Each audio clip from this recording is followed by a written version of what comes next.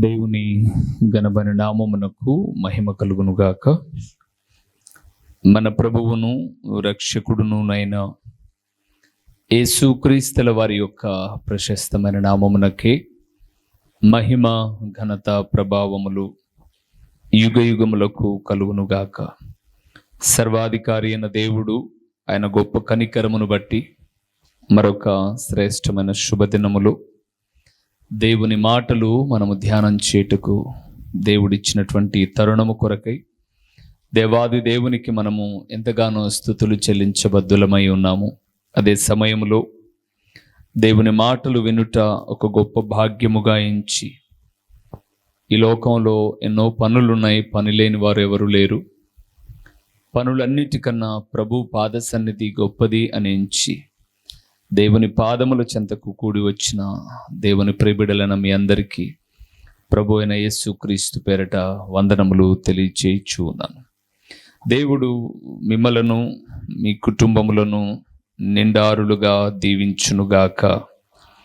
ప్రభునందు ప్రియులారా, ఈ దిన కాలమున మనం ధ్యానం చేయబోతున్నటువంటి అంశ భాగము ఏమిటి అనగా, ఎలా ఉంటే దేవుడు తోడై ఉంటాడు.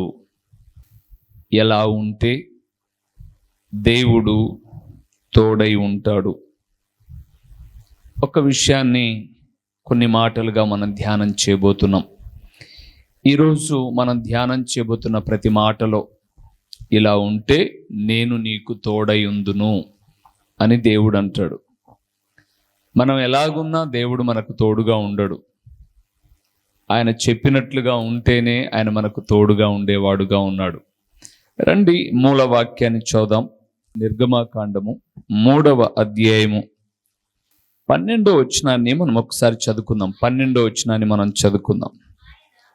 ఆయన అనగా సృష్టికర్త, సర్వాధికారి అయిన దేవుడు మాట్లాడుతున్నాడు. ఆయన నిశ్చయముగా నేను నీకు తోడై ఉందును. చాలు, చాలా విషయాలు చెప్పాడు. అవన్నిటిని కాదు, దేవుడు ఎవరికి ఎలా ఉంటే తోడై ఉంటారో కొన్ని విషయాలు మనం చూద్దాం.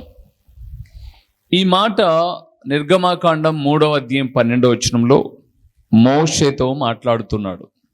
మోషేతో అంటున్నాడు, నిశ్చయముగా నేను నీకు తోడై ఉందును అన్నాడు. అంటే మనకు తెలుసు ఖచ్చితంగా నేను నీకు తోడై ఉంటాను అని. ఎందుకు ఈ మాట అన్నాడు అని అంటే, దేవుడు మోషేను పిలిచాడు. మోషేను ఆయన పిలిచి, నువ్వు ఐగుప్తుకు వెళ్ళు, ఫరో దగ్గరికి వెళ్ళి నా జనులను విడిపించు అని చెప్పాడు. మోషే ఏమేమో సాకులు చెప్పాడు. నేను నత్యోని, నేను మాట్లాడలేను, ఆయన నేను వెళ్తే నా మాట ఎవరింటారు, నువ్వేమో నన్ను పంపిస్తూ ఉన్నావు, నన్ను కాకుండా ఎవరినైనా పంపించు, ఇలాగ ఏమేమో చెప్పాడు.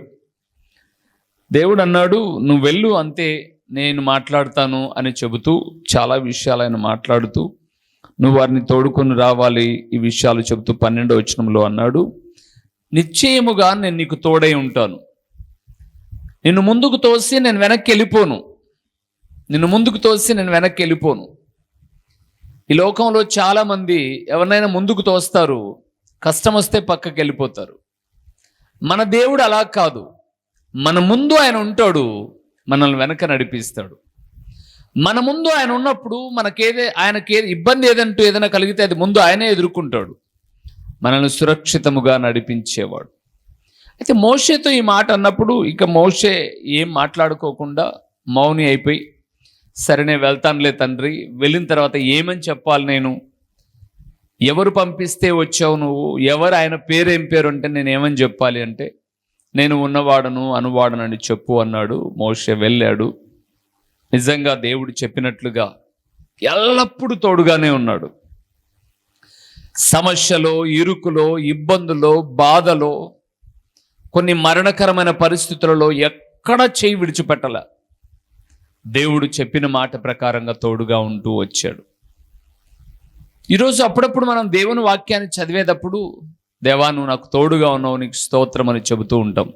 మంచిదే, తప్పేం కాదు. అయితే ఆయన తోడుగా ఉన్న కొందరి వ్యక్తులను మనం చూస్తే, కొన్ని లక్షణాలను మనం చూస్తే, ఆ లక్షణాలు కలిగిన వారికి ఎప్పుడు తోడుగా ఉంటాడు ఆయన. అవి మనం చూద్దాం. చాలా విషయాలు ఉన్నాయి, కొన్నిటిని మనం చూసి ముగిద్దాం. మొదటి విషయానికి వద్దాం. ఆదికాండము 21వ అధ్యాయము 20వ వచనాన్ని మనం చూద్దాం. 20వ వచనాన్ని మనం చూద్దాం. దేవుడు ఆ చిన్నవానికి తోడై ఉండెను, అతడు పెరిగి పెద్దవాడై ఆ అరణ్యములో కాపురముండి విలుకాడాయను. చాలు ప్రియులారా, ఈ విషయాలన్నీ కూడా మనం ఎరిగిన వారుగా ఉన్నాం. వాస్తవానికి అబ్రహాము కుమారుడైన ఇస్సాకు పుట్టినప్పుడు అతడు నూరేండ్లవాడు అని రాయబడింది అబ్రహాము.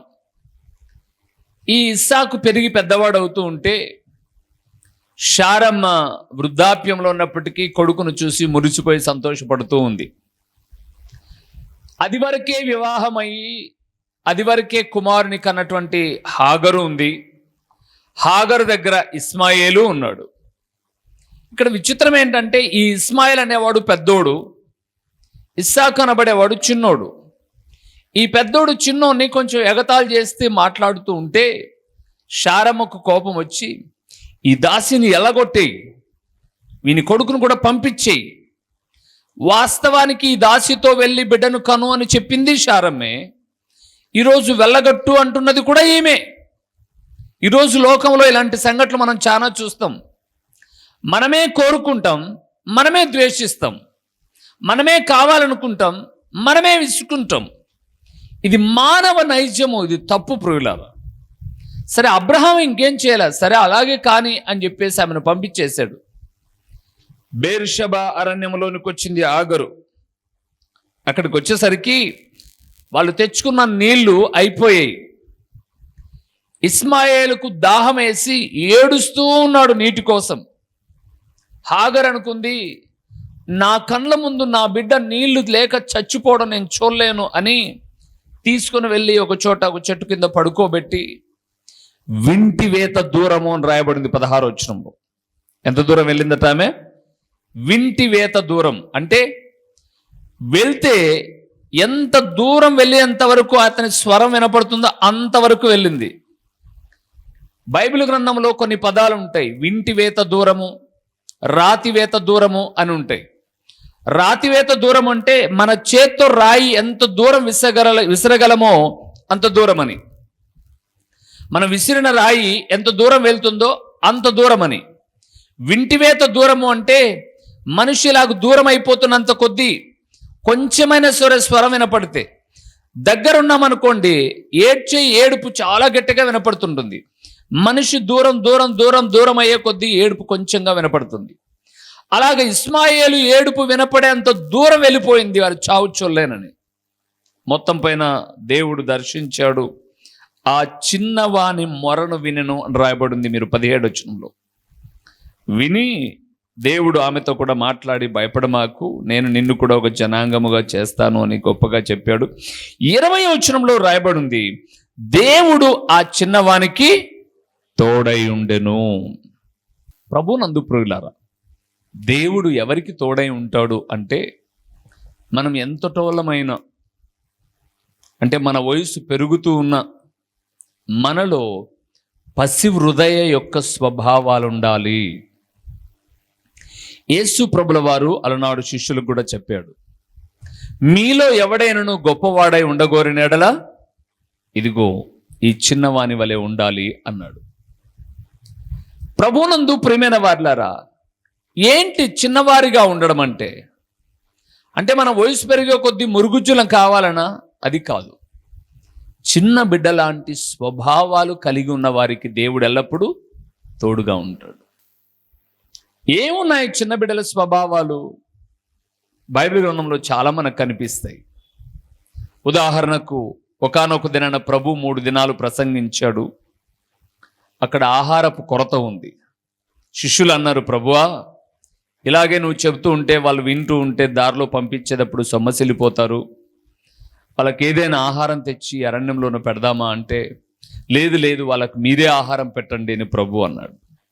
వారికి మీరే ఆహారం పెట్టండి అని అంటే, లెక్కలు వేస్తున్నారు. పిలుపు, ఆంద్రేయ వీరు ఒక్కొక్కరు కొంచెం కొంచెం తిన్నా 200 దేనారాలు కావాలి ప్రభువా అని అంటే, ఈలోపు ఆంద్రేయ ఒక చిన్నవాడిని పట్టుకొని వచ్చాడు.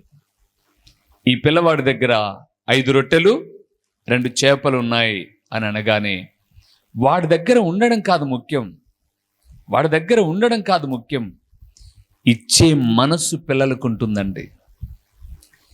ఏదైనా మీరు గమనించండి, మనమంతా చదువుకొని వచ్చాం పాఠశాలలో, కొంత గొప్ప చదువుకునేటప్పుడు ఏదైనా మన దగ్గర ఉన్నప్పుడు ఉపాధ్యాయుడు, రే ఇది ఎవరి దగ్గర ఉందంటే, సార్ నా దగ్గర ఉంది సార్ అని లేస్తారు పిల్లలు.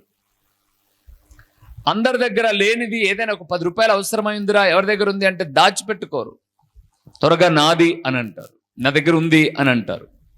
ఇచ్చే మనస్సు మొదటిదైతే, రెండవది పిల్లల స్వభావం ద్వేషాన్ని ఎప్పుడు కలిగి ఉండరు. చూడండి, మీ పిల్లలను పిలిచండి, ఒక బర్ర తీయండి, ఏదో తప్పు చేశారని డబీ డిబీ డబీ దబీలని బాగా కొట్టేశారు, మీరు బోర్మని ఏడ్చాడు, పసిబిడ్డ కదా తిరిగి కొట్టలేడు, ఏడ్చాడు. కొద్దిసేపు అయిన తర్వాత మరలా మీరు రే అని పిలిచాడు అనుకోండి, ఎంత ప్రేమగా ఏమ్మా అంటాడు, ఏమ్మా అంటారు. కొట్టారు కదా, ఆ పసి హృదయము కొట్టిన వారి మీద ద్వేషం పెంచుకోదు, వెంటనే ఏమ్మా అంటారు. అదే పిల్లలు కొంచెం వయసులోనికి వచ్చారనుకోండి, మనం పిలిస్తే పలకరు, అలుగుతారు. కానీ పసి హృదయాలు కొట్టినా మరలా వెంటనే సహృదయంతో అమ్మకో నాన్నకో పలుకుతారు. అంటే ఈరోజు దేవుడు మనకు తోడై ఉండాలి అంటే మన మనస్సుల్లో ఏముండకూడదు, ద్వేషం ఉండకూడదు, కక్ష కార్పణ్యాలు ఉండకూడదు. మన మనస్సు పసి హృదయాన్ని కలిగి ఉండాలి. పసిపిల్లలు ఇచ్చే మనసే కాదు, పసిపిల్లలు ద్వేషాన్ని కలిగి ఉండరు. పసిపిల్లల మధ్య అసూయ ఉండదు, గుర్తుపెట్టుకోండి. పసిపిల్లల మధ్య ఎప్పుడూ అసూయ ఉండదు. ఎవరైనా మంచి డ్రెస్ వేసుకున్నా ఏం అసూయపడరు, మంచి డ్రెస్ లేకపోయినా అసూయపడరు. రెండవది, పసిపిల్లలు శత్రువులైనా సరే కలిసి ఉంటారు. పిల్లల మనస్సు ద్వేషం కలిగింది కాదు. అందుకే దేవుడు అంటున్నాడు, పసిపిల్లవాని మనస్సు కలిగిన వారికి దేవుడు తోడై ఉంటాడు.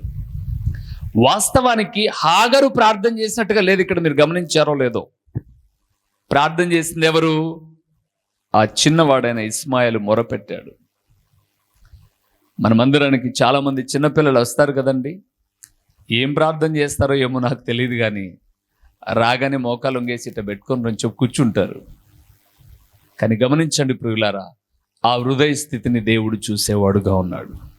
సో మొట్టమొదటి విషయాన్ని జ్ఞాపకం చేస్తున్నాను, దేవుడు తోడై ఉండాలి అంటే పసివానిగా జీవించాలి లోకంలో. రెండవది, ఆదికాండము 26వ అధ్యాయము 3వ వచనం, ఈ దేశమందు పరవాసివై ఉండుము, నేను నీకు తోడై ఉండి నిన్ను. దేవుడు అబ్రహాముతో మాట్లాడుతున్నాడు. అబ్రహాము, కరువు వచ్చింది, అబ్రహాము ఎక్కడో వెళ్ళిపోదాం కరువుకు అనుకున్నాడు. దేవుడు అన్నాడు, వెళ్ళొద్దు, నేను నీకు తోడుగా ఉంటాను, ఉండు అని చెప్పాడు. చెబుతూ అబ్రహాముకు ఒక మంచి మాట చెప్పాడు, ఈ దేశంలో నువ్వు బ్రతికినంత కాలం పరవాసిగా బ్రతుకు అన్నాడు. దేవుని యందు నాకు ప్రియమైన వారలారా, ఈ లోకంలో మనం బ్రతికేటటువంటి బ్రతుకు మనము పరవాసిగా, మీకు అర్థం కావడానికి చెప్తాను. రేపు ఉదయం నేను ఒక మీటింగ్ నిమిత్తమై సుదూర ప్రయాణం చేస్తున్నాను, అంటే ఒక 700 కిలోమీటర్లు వెళ్తాను. వెళ్ళిపోయేటప్పుడు ఇక్కడ నుంచి నా లగేజ్ తీసుకెళ్ళిపోతాను, ఒక 2 జతల బట్టలు ఎక్సెట్రా నా బైబిల్ను, నేను అక్కడ చెప్పాలనుకున్న వాక్యాన్ని సిద్ధపడి వెళ్తాను. బాగా గమనించండి, నేను 2 రోజుల తర్వాత కూడికలు ముగించుకొని మరలా ఎక్కడికి వస్తాను? మా ఇంటికే వస్తాను మళ్ళా. అంటే నేను మంచి సూట్ కేసు పెట్టుకున్నా, మంచి డ్రెస్సులు పెట్టుకున్నా, ఏమి సిద్ధపడి వెళ్ళినా నేను ఉండే చోటు మాత్రం అది కాదు. దేవుని బిడ్డలమైన మనము ఈ లోకములో ఎంతకాలం ఉన్నా ఇది పర్మనెంట్ ప్లేస్ కాదు అని మనం గ్రహించాలి. మంచి ఇల్లులు కట్టుకున్నా, విలువైన బంగారు కొనుక్కున్నా, రకరకాలైన స్థలాలను పోగు చేసుకున్నా, ఇది మనకు స్థిరమైనది కాదు. మరేది? బైబిల్ చెప్తుంది, పునాదులు కలిగిన పట్టణము మనది. మనం నివసిస్తున్న ఈ ప్రపంచంలో ఇంటికి పునాదులు వేసుకుంటున్నాం. ఒక ఇల్లు కట్టాలి అని అంటే పిల్లర్స్ వేయడానికో, బేస్ మట్టం వేయడానికో గునాదులు తీసి లోపల రాళ్ళు వేసి పటిష్టమైన మంచి సిమెంట్ను వాడి కట్టుకుంటున్నాం. మన ఈ కట్టుకునే ఈ భౌతికమైన ఇళ్లకు పునాదులు ఉన్నాయి, కానీ ఈ భూమండలానికి పునాదులు లేవు. బైబిల్ చెప్తుంది, ఈ భూమి అంతా కూడా శూన్యంలో వేలాడుతుంది. కానీ దేవుడు మన కొరకు నిర్మిస్తున్న పరలోకం ఉంది చూడండి, అది పునాదులు గల పట్టణం. అందుకే అబ్రహాంతో అంటున్నాడు, ఎందుకు భయపడుతున్నావు నువ్వు? ఇది నీ లోకం కాదు, స్థిరమైనది కాదు. నీవు పరవాసిగా, అంటే నువ్వు పరదేశి అని గ్రహించు అన్నాడు. నాకు తెలిసిన ఆత్మీయులు చాలామంది, ఈ మధ్య కాలంలో ఒక దైవజనుడు మెసేజ్ పెట్టాడు, వాళ్ళ అన్న నెల్లూరు ప్రాంతంలో ఉంటాడు, మంచి ధనవంతులు, వాళ్ళు సేవకుడు. ఆ సేవకుడు తన పిల్లలు ఒక వ్యాపారం నిమిత్తమై అమెరికాకి వెళ్తూ, ఎటు నేను వెళ్తున్నాను కదా నువ్వు కూడా రాని అని పిలుచుకెళ్ళాడు. ఈయన ఆనందానికి అవధులు లేవుగా. ఆయన వెళ్తుంటే, ఆయన అమెరికాకు వెళ్ళిపోతుంటే నేను అమెరికాకు పోయినట్టుగా ఫీల్ అయిపోయానమాట. ఏంటన్నా, ఏమేమి తీసుకుపోతున్నావు, ఎలాగ సిద్ధపడ్డావు, టికెట్ ఎంత, ఇవన్నీ అడుగుతున్నాను నేను. అంటే నా ఆశ ఏంటంటే రేపొద్దున ఎప్పుడన్నా నాకు ఇలాంటి అవకాశం వస్తే ఇలాగ సిద్ధపడదామని. వెళ్ళాడు మొత్తం పైన సోదరుడు. అక్కడుండి ప్రతిరోజు ఒక్కొక్క చోట ఒక్కొక్క ఫొటోస్ దిగుతుంటే అమెరికా చూసినంత ఆనందం అయిపోయింది. మొత్తం పైన 40 రోజులకు మళ్ళీ ఇండియా వచ్చాడు. ఏమన్నా బాగుందా అనంటే, చాలా మంచి దేశం అన్నా, చాలా బాగుంది, ఇక్కడ మనకి ఎండలు ఉంటే అక్కడేమో చలి. సరే చెప్పాడు, 0 degrees చలి ఉన్నింది, అది ఇది అన్నీ చెప్పిన తర్వాత అక్కడ ఉన్న మొదటి వారం రోజులు మాత్రం అవి చూడాలి ఇవి చూడాలనిపించింది. తర్వాత మళ్ళా ఎప్పుడెప్పుడు వచ్చేద్దామా, నా స్థానిక సంఘం భార్య పిల్లలందరినీ ఇక్కడ వదిలిపెట్టేసి వెళ్ళిపోయాడు. కాబట్టి ఎప్పుడెప్పుడు వద్దామా అనిపించింది. సరే ఏదేమైనా ఉండిపోయాం. 40 రోజుల తర్వాత మళ్ళా ఉండాలనుకున్న ఆ దేశం మమ్మల్ని ఉండనివ్వాల. వీసా అయిపోయింది, వెళ్ళిపోండి మీ దేశానికి. ప్రభునందు ప్రియులారా, ఈ లోకంలో మనం బ్రతికినంత కాలం ప్రభువా మేము ఇది ఒక బాడుగిల్లు మాదిరి గడుపుకుంటున్నాం, ఎప్పుడు నువ్వు పిలిస్తే అప్పుడుకి వస్తాం అక్కడికి, ఈ దేశం మీద ఈ లోకం మీద మమకారం మేము పెంచుకోము అన్న వాళ్లకు దేవుడు తోడుగా ఉంటాడు ప్రియులారా. కానీ దౌర్భాగ్యం, ఇక్కడే ఏదో మేకు దిగ్గొట్టి దారం కట్టి ఈడే కూర్చుని ఉంటామన్నట్లుగా లోకాశలతో సతమతం అయిపోతున్నారు చాలామంది. గుర్తుపెట్టుకోండి, ఈ లోకంలో మనం పరదేశులము పరవాసులము అని గమనిస్తే దేవుడు మనకు తోడుగా ఉంటాడు. మూడవది ఎవరికి తోడుగా ఉంటాడో చూద్దామా? సామెతల గ్రంథానికి వెళ్దాం. సామెతల గ్రంథం 3వ అధ్యాయం 32 నుంచి. కుటిల వర్తనుడు యెహోవాకు అసహ్యుడు, యథార్థవంతులకు. ఎంత మంచి మాట అండి. జ్ఞాని అయిన సొలొమోను ద్వారా మాట్లాడుతూ అంటున్నాడు, ఎవరికి దేవుడు తోడుగా ఉంటాడు అని అంటే, పసి హృదయము కలిగిన మనస్సు కలిగి ఉంటే. రెండవది, పరదేశులం మనం ఈ దేశంలోని గమనిస్తే. మూడవది ఆయన అంటున్నాడు, ఈ లోకములో ఎలాగుండాలట? యథార్థంగా. గుర్తుపెట్టుకోండి ప్రియులారా, ఇది చాలా కష్టమైన పదం, కానీ దేవునికి చాలా ఇష్టమైనది ఇది. దేవుడు అంటున్నాడు, కుటిల వర్తనుడు యెహోవాకు అసహ్యుడు, యథార్థవంతులకు ఆయన తోడుగా ఉంటాడు. బైబిల్ గ్రంథంలో యథార్థత గురించి చాలా విలువైన మాటలు ఉన్నాయి ప్రియులారా. దినవృత్తాంతంలో 2వ గ్రంథం చదవద్దండి, 16వ అధ్యాయంలోనికి వెళ్తే అంటాడు, యథార్థవంతులను బలపరచుటకు యెహోవా కనుదృష్టి లోకమందంతట తిరుగుతూ ఉందంట. చూడండి, సంచారం చేస్తూ ఉంది అన్నాడు. యథార్థవంతులను బలపరచుటకు యెహోవా కనుదృష్టి లోకమందంతట తిరుగుతూ ఉంది. సామెతల గ్రంథం 15వ అధ్యాయం 8వ వచనానికి వెళ్తే దేవుడు అంటాడు, యథార్థవంతుల ప్రార్థన ఆయనకు ఆనందకరము అని రాయబడి ఉంది. దేవుని జనాంగమా, దేవుడు యథార్థవంతులను చూసేవాడుగా ఉన్నాడు, యథార్థవంతులకు తోడుగా ఉన్నాడు.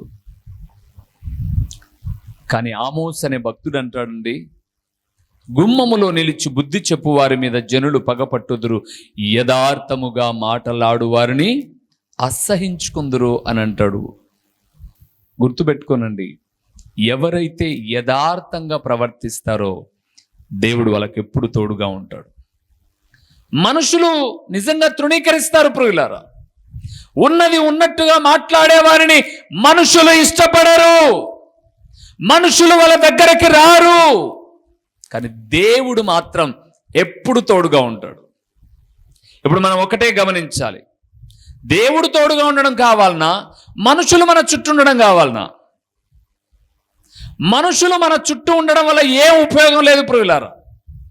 ఈరోజు మనిషి నైజం ఏంటి అని అంటే, లోకంలో ఒక సామెత ఉంది కదా, బెల్లము దగ్గర ఏముంటాయంట? ఈగలు ఉంటాయి, చీమలు కూడా ఉంటాయి. అది కాస్త అయిపోయింది అనుకోండి, చీమలు ఉండవు, ఈగలు ఉండవు. ఇది లోక నానుడి. దేవుడు మాత్రం యథార్థవంతుల దగ్గర ఎప్పుడు నివసించేవాడు, ఆయన తోడుగా ఉండేవాడు. మనుషులు ఒప్పుకోకపోవచ్చు, కానీ దేవుడు వారికి తోడుగా ఉంటాడు ప్రియులారా. నిజంగా మేము చెప్పే వాక్యం చాలా మందికి నచ్చదు, నచ్చినట్టుగా అనుకుంటారు, కానీ ఒక దిక్కు మాత్రం ఒక విధమైనటువంటి భావనే. ఈరోజు లోకంలో ఉన్న ప్రతి ఒక్కటి ఆలోచన ఏంటంటే, మా కోసమే చెప్పాడు, మా కోసమే నేను ఎన్నో పర్యాయం చెప్పాను, ఫ్యాన్ నీ కోసమే తిరుగుతుంటే నువ్వు బాధపడ్డంలా, అద్దం నీ ముఖాన్ని చూపిస్తే నువ్వు బాధపడ్డంలా, వైద్యుడు నీ కోసం నిన్ను కోసి గాయం చేసినా నువ్వు బాధపడ్డంలా, దైవజనుడు నీ మేలు కోరి పరలోకానికి తీసుకెళ్ళడానికి నీ మేలు కొరకు మాట్లాడితే మాత్రం నా కొడుకే అంటారు. అందుకే సేవకుని ఎవరు ఇష్టపడరు. కానీ మీకు తెలుసో తెలీదో ప్రియులారా, సేవకునికి విశ్వాసులు దూరం అయిపోతుంటారు, కానీ దేవుడు ఏమవుతుంటాడు? ఇంకా దగ్గర అవుతుంటాడు. అందుకే మీరు గమనించండి, విశ్వాసుల కన్నా దేవుని యొక్క కాపుదల చాలా గొప్పది ప్రియులారా. దేవుడు తోడుగా ఉంటే కావలసినది ప్రతిదీ ఇస్తాడండి. అందుకే ఇక్కడ రాయబడి ఉంది, దేవుడు యథార్థవంతులకు తోడుగా ఉంటాడు. లోకంలో నానుడి యథార్థవాది లోక విరోధి అని ఎవరు ఇష్టపడరు, ఉన్నది ఉన్నట్టుగా మాట్లాడితే. కానీ దేవుడు ఇష్టపడతాడు ప్రియులారా. దేవుడు ఇష్టపడమే కాదు, మనుషులు మన పతనం కోరితే దేవుడు మన ఎదుగుదలను కోరతాడు యథార్థంగా ఉన్న వారిని. అందుకే మనం గమనించాల్సింది ఏంటంటే, యథార్థంగా ఉండాలి, నటించకూడదు దేవుని దగ్గర, యాక్టింగ్ చేయకూడదు దేవుని దగ్గర. ఏదో బాధలో ఉన్నట్టుగా, భక్తులమైనట్లుగా, గొప్ప వ్యక్తులమైనట్టుగా, దేవుని మనసు గెలిచినట్టుగా యాక్టింగ్ చేయకూడదు. దేవుడికి అంతా తెలుసు. దేవుడికి పైరూపమే కాదు, హృదయ అంతరంగాల్లో ఉన్న స్థితి అంతా తెలుసు. దేవా నేను పాపినేను నువ్వు ప్రార్థన చేసావనుకో, ఆయన విని మురిచిపోతాడు అనుకోకు. నీ పాపము విడిచిపెడితే నువ్వు ఒప్పుకోకపోయినా సరే ఆయన సంతోషపడతాడు. కానీ మనం ఏం చేస్తాం? పాపిని అంటాం, పాపమే చేస్తాం. ఏదైతే చెప్తామో అదే చేస్తూ ఉంటాం. దేవుడు అంటున్నాడు, నేను తోడుగా ఉన్నాను. ఈ లక్షణాలన్నీ కూడా మోషేలో ఉన్నాయి ప్రియులారా, మోషేలో ఉన్నాయి. అందుకే మోషేతో అన్నాడు 3వ అధ్యాయం 12వ వచనంలో, నేను నీకు తోడుగా ఉంటాను. మోషేని తన తోడబుట్టిన వారు సైతం, తను నడిచే జనాంగం 6 లక్షలు సైతం అనేక పర్యాయములు విసిగించారు, అలిగారు, సొనిగారు, గొనిగారు, చంపుతామన్నారు మోషేను. కానీ మోషే వారి కొరకు ఏం చేశాడు? ప్రార్థన చేశాడు. దేవుడు కూడా ఒక సందర్భంలో కోపం వచ్చి, మోసే వీళ్ళతో ఉండలేవలయ్యా, వీళ్ళని చంపేస్తా నేను అంటే, వద్దొద్దు ప్రభువా, అరణ్యంలోనికి తీసుకుపోయి దేవుడు చంపాడంటారు, వీళ్ళని విడిచిపెట్టు, క్షమించే, నన్ను చూసి క్షమించే, వీళ్ళని నడిపించు అన్నాడు. మోషే పసి హృదయాన్ని కలిగి ఉన్నాడు, అసూయ లేదు, ద్వేషము లేదు. సమస్తాన్ని దీవెనకరంగా మలుచుకుంటూ వెళ్ళాడు. మోషే వారితో నడుస్తూ ఉన్నప్పుడు దారిలో ఉన్న చోటు గురించి ప్రయాసపడల, మన చోటు కానాను అని ఎదురు చూశాడు. ఈరోజు దేవుని నమ్మిన మనం కూడా పరమ కానానైన పరలోకం వైపే చూడాలి తప్ప ఈ లోకం మీద ఎంత మమకారం పెంచుకున్నా ఒకరోజు విడిచిపెట్టాల్సిందే. కానీ ఆ లోకం మీద ప్రేమ ఉంటే మాత్రం ఈ లోకం విడిచిపెట్టిన అక్కడికి వెళ్ళిపోతాం. మూడవది, యథార్థంగా ఉండాలి. మోషే ఒక్కొక్కరి దగ్గర ఒక్కొక్క మాట మాట్లాడాల, యథార్థంగా ఉంటూ వచ్చాడు. భక్తులందరికీ తోడుగా ఉన్న ప్రతి ఒక్కరిని చూడండి, వారికి దేవుడు తోడుగా ఉన్నాడు అంటే వారు యథార్థంగా ఉన్నారు కాబట్టే తోడుగా ఉన్నాడు. ఈ లక్షణాలు మనం కలిగి ఉంటే దేవుడు లక్షణంగా మనకు తోడుగా ఉంటాడు, నిండార్లుగా ఆశీర్వదించి పరమునకు తీసుకుని వెళ్తాడు. తలలు ఉంచుదామా, కళ్ళు మూసి ప్రార్థన చేద్దాం. దేవా, ఇటు మనస్సు ఇటు లక్షణాలు నేను కలిగి ఉండడానికి నీ తోడు నీడ కాపుదలనిచ్చి నన్ను నడిపించండి. నిజంగా ఈ లోకంలో నీవు తోడు లేకపోతే నేను ఎంత ప్రయాసపడినా, ఎంత ప్రార్థించినా, ఎంత ప్రయత్నించినా దానివల్ల పెద్ద ఉపయోగం ఏమీ ఉండదు. నువ్వు నాకు తోడుగా ఉంటే ప్రతిదీ కూడా నాకు దీవెనకరంగా ఉంటుంది. నేను పసి మనస్సు కలిగి ఉంటాను, పరదేశుని గ్రహిస్తాను, యథార్థంగా బ్రతుకుతాను. నాకు తోడుగా ఉండు ప్రభువా, నీవు తోడుగా ఉండు నాన్న అని అడుగుదాం. దేవుని తోడు నీడ కాపుదల మనల్ని నడిపిస్తుంది. ప్రార్థన చేసుకుందాం. ఓ ప్రేమ కలిగిన దేవా, దయగలిగిన పరలోకపు తండ్రి, మీ ఘనమైన నామమునకు స్తోత్రములు చెల్లిస్తున్నాం. అలనాడు నీ ప్రియ కుమారుడు పునరుత్థానుడై తిరిగి లేచి పరమునకు వెళ్తూ ఉన్నప్పుడు శిష్యులతో కూడా మాట్లాడాడు, ఇదిగో సదాకాలము నేను మీకు తోడుగా ఉందును అని. అవును తండ్రి, ఆ నిర్గమకాండం 3వ అధ్యాయం 12వ వచనములో సృష్టికర్త అయిన దేవుడవైన మీరు కూడా మోషేతో నేను నీకు తోడై ఉందును అన్నారు. ఈరోజు ఇక్కడున్న మేము కూడా కోరుకుంటూ ఉన్నాం, మీరు మాకు, మా కుటుంబాలకు, మా ఆత్మీయ జీవితానికి తోడుగా ఉంటేనే అది మాకు దీవెన అని గ్రహించి మీ పాదాల చెంత ఎవరికి మీరు తోడుగా ఉంటారు అని మీ లేఖనాలను చూస్తున్నప్పుడు ఇస్మాయేలు మొరపెడుతూ దూషించలా ద్వేషించలేదు, కానీ నాయన ఏడుస్తూ రోదన చెందుతూ ఉన్నప్పుడు ఈ పసివానికి నేను తోడై ఉంటాను అన్నారు. పసి హృదయాన్ని మేము కలిగి ఉండడానికి అబ్రహాము కరువులో ఐగుప్తుకు వెళ్ళకోకుండా మీ మాట విని పరదేశిని గ్రహించినప్పుడు మీరు తోడుగా ఉన్నారు. ఈ లోకం శాశ్వతమైనది కాదు, పరలోకమే శాశ్వతమైనదని మేము గ్రహిస్తూ ఉన్నాం. మాకు మీ తోడు అవసరమైంది. మూడవది, మనుషుల దగ్గర మనుషుల మాటలు, మనుషుల మెప్పు కోరుకోకుండా మీ ఎదుట యథార్థంగా బ్రతికితే మీరు తోడుగా ఉంటాన్నారు. కాబట్టి తండ్రి, యథార్థతను మేము అలవర్చుకొని ప్రవర్తించడానికి, బ్రతకడానికి సహాయం చేయండి.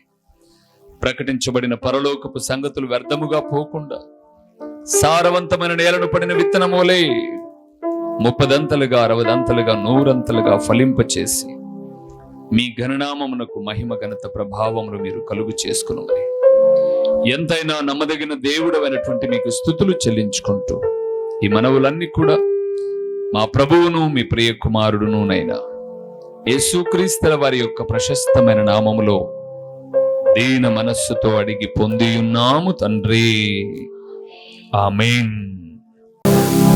మన ప్రభువును రక్షకుడును నైనా యేసుక్రీస్తుల వారి యొక్క ప్రశస్తమైన నామములో ప్రొద్దుటూరు పరిసర ప్రాంతాలలో ఉన్నటువంటి ఆత్మీయులైన దేవుని ప్రియబిడ్డలైన మీ అందరికీ శుభవందనములు తెలియచేయుచున్నాను. ప్రభునందు ప్రియులారా, దేవుని మహాకృపను బట్టి ప్రొద్దుటూరు ప్రాంతంలో హోమస్పేటలోని రాఘవరెడ్డి ఫంక్షన్ హాల్లో గడిచిన 2 సంవత్సరాల నుంచి జరుగుతున్న స్వార్థ కూడికను మార్చబడినది అని తెలియచేయుటకు సంతోషిస్తున్నాను. పైకి ఎక్కలేని అననుకూలతలో ఉన్నప్పుడు అందరము ప్రార్థన చేయగా ప్రొద్దుటూరు నడిబొడ్డున ఉన్నటువంటి ఒక స్థలమును దేవుడు మనకు లీజుకి ఇచ్చాడు. ప్రొద్దుటూరులోని గాంధీ రోడ్లో అనగా సూపర్ బజార్ రోడ్డులో కల్లూరు ప్రసాద్ రెడ్డి అనబడే ఎముకల డాక్టర్ హాస్పిటల్ ఎదురుగా ఈ సువార్త కూడిక, సాయంకాలపు సువార్త కూడికను ప్రారంభించాం. దేవునిందు ప్రియులారా, ఒక వాక్యము కొరకు మాత్రమే ఈ కూడికను ప్రారంభించాం. వాక్యము ప్రొద్దుటూరులో లేదు అని కాదు, కానీ మరింతగా దేవుని వాక్యము మీకు చేరువ చేయాలి అని, ప్రతిదినము టీవీలో వింటున్నటువంటి దేవుని వాక్యాలు మీకు ఆశీర్వాదకరంగా ఉన్నాయి అని, ఒక సంఘ ప్రాంత భేదము లేకోకుండా ఉదయకాలపు కొన్ని అననుకూలతలో కూడా చాలామంది ఆరాధనకు వెళ్ళలేని వారికి, దేవుని వాక్యము వినలేని వారికి ఒక సౌకర్యవంతముగా సూపర్ బజార్ రోడ్డులోని కల్లూరు ప్రసాద్ రెడ్డి హాస్పిటల్ ఎదురుగా ఒక క్రీస్తు ప్రార్థనా గృహము అనే ఒక స్థలంలో ప్రతి ఆదివారము సాయంకాలం 6 గంటల నుంచి 8:30 వరకు ఈ సువార్త కూడిక జరుగుతుంది. కేవలం దేవుని వాక్యము మాత్రమే ప్రకటించే ఒక ప్రణాళికతో, వాక్యమే అన్ని కార్యాలు చేయగలదు, వాక్యము మాత్రమే నెమ్మది ఇవ్వగలదు, వాక్యము మాత్రమే స్వస్థపరచగలదు, వాక్యము మాత్రమే సరైన మార్గంలో నడిపించగలదు, వాక్యము మాత్రమే గొప్ప ఆదరణ ఇవ్వగలదు, వాక్యమే జీవాధారమై ఉన్నది అని తెలియచేయే అమూల్యమైన ఉద్దేశముతో ఈ ప్రతి ఆదివారపు సాయంకాలపు స్వార్థ కూడికను ప్రారంభించాం. ప్రియులారా, ఇప్పటికే అనేక మంది కూడికకు వస్తూ ఉన్నారు. మే 19వ తారీఖు 2024 ఆదివారపు దినాన ప్రారంభించాం. అనేక మంది కూడికకు వచ్చి దేవుని వాక్యం వింటూ దేవుని రాకడకు సిద్ధపడుతూ ఉన్నారు. మరి మీరెందుకు రాకూడదు? మిమ్మల్ని కూడా ఒక ప్రేమపూర్వకమైన ఆహ్వానాన్ని అందిస్తూ ఉన్నాం. రండి. వాక్యము కరువైపోతున్న చివరి దినాల్లో, వాక్యము దొరకని దినాలు రాబోతున్న దినాలలో ముందుగానే వాక్యాన్ని మనం ఒక నిర్దిష్టమైనటువంటి సందేశములతో, ఒక చక్కటి అంశ భాగములతో ప్రతి ఆదివారం సాయంకాలం 6 గంటల నుంచి 8:30 వరకు చక్కటి పాటలు, దేవుని స్తుతిస్తూ దేవుని వాక్యాన్ని పంచుకొని వచ్చిన మీ అందరి కొరకు నేను ప్రార్థిస్తాను. దేవుడు నూతన కార్యాలు చేయుటకు సామర్థ్యం కలిగిన వాడు. రండి. సూపర్ బజార్ రోడ్లోని కల్లూరు ప్రసాద్ రెడ్డి హాస్పిటల్ ఎదురుగా ఈ యొక్క సువార్త కూడిక ప్రతి ఆదివారం జరుగుతుంది. వీక్షకులైన మీ అందరినీ, ఆత్మీయులైన మీ అందరినీ ప్రేమపూర్వకంగా ఆహ్వానిస్తున్నాం. వచ్చిన తదుపరి మీరు నేను కలిసి ప్రభువును ఆరాధిద్దాం. వస్తారు కదూ? ప్రేమతో మిమ్మల్ని ఆహ్వానిస్తూ దైవజనుడు ఓ రూబేన్ గారు. ప్రభు పేరట మీకు వందనములు. మా చిరునామా దైవజనుడు బ్రదర్ ఓ రూబేన్ గారు, క్రీస్తు ప్రార్థనా మందిరం, డోర్ నెంబర్ 1-10-386, నగరిగుట్ట, పులివెందుల, కడప జిల్లా. మీ ప్రార్థనా అవసరాల కొరకై సెల్ నంబర్ 9989067409.